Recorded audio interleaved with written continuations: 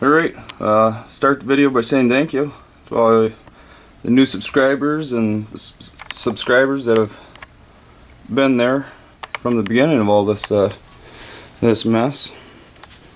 Quick pick look at this guy. Got his wiring torn down to nothing. Either buy a new harness or continue trying to make one. But that's not what today's video is.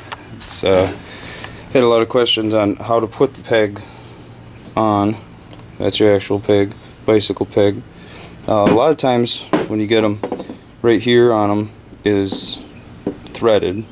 I usually drill that out, and on this one it had such a thick, it was probably about that much thicker. I cut it off, and then just to be able to get it on the shaft and work out for me. But here's another peg that I did, and actually what I ended up doing on this one, I drilled with a big oversized bit, if you can see that, straight through. And let's see if I can get this to tap out. I may have to set the camera down just a second here.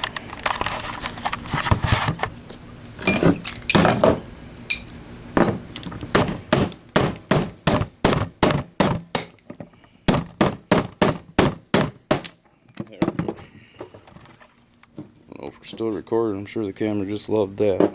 But hold on. Alright, so that's what I drilled it down to. Right there. Way oversized, out of round. So what I did, I believe this one is it fits this motor too.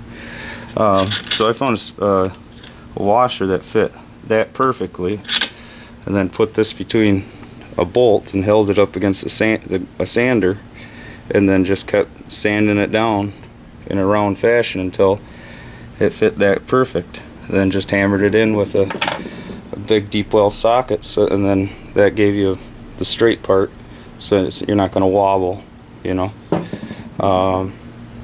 I've never really tried to weld a washer onto the end of a piece of pipe. I think you're going to get a lot of wobble out of that, and a lot of they're not a machined nice heavy piece like these are. Stay away from the aluminum pegs. They'll wear right down. See, that one's only gnarled on half of it, so I can't really adjust where it rides. It has to ride here. But with a full gnarled peg, you can get double the life out of it, because you can just push the motor over. If you use the style that I do, just push. You just basically line it up on the tire and it'll ride wherever you tell it to.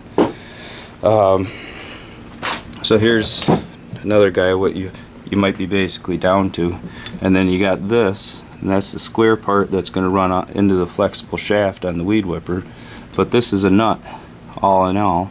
You can take that off, and then if you get your peg set up to the right way, so that's off, you can slip it on, and then just take this guy and bolt it onto there. Maybe put a couple washers, or you know, whatever you really have to do. On this one, actually it had a long shaft like this, so I cut it right there, and then I tapped it right that much just by a hand tap, and then I put this big metric neoprene nut on there. That's what I hold mine on with. Simple as that.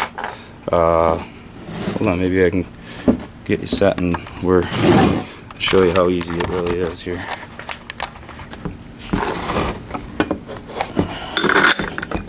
Like that. And then you got there, put your nut in.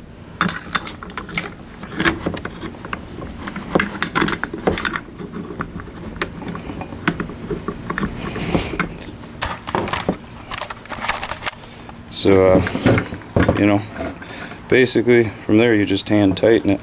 Hold on to this guy. I don't have two hands. Just a second.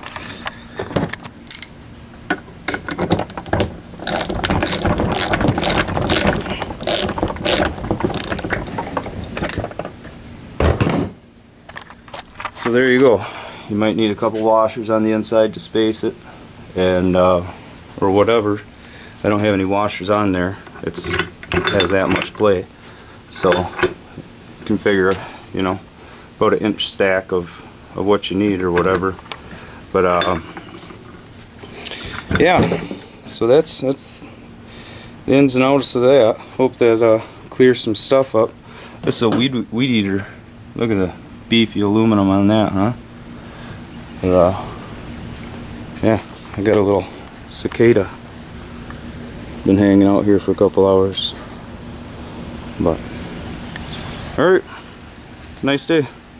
See ya.